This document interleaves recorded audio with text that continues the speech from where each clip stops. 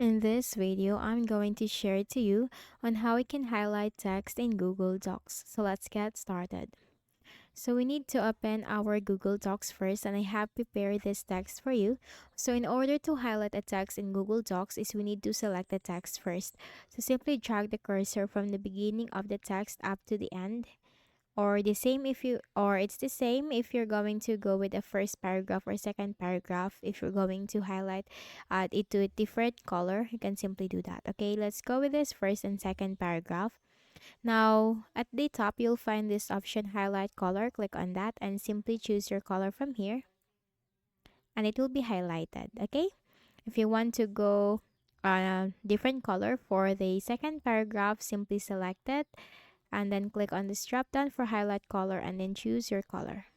And that's it. Okay, so I hope this video helped you. Kindly please do not forget to hit the like button and subscribe to this YouTube channel for more tutorials like this. Thank you for watching.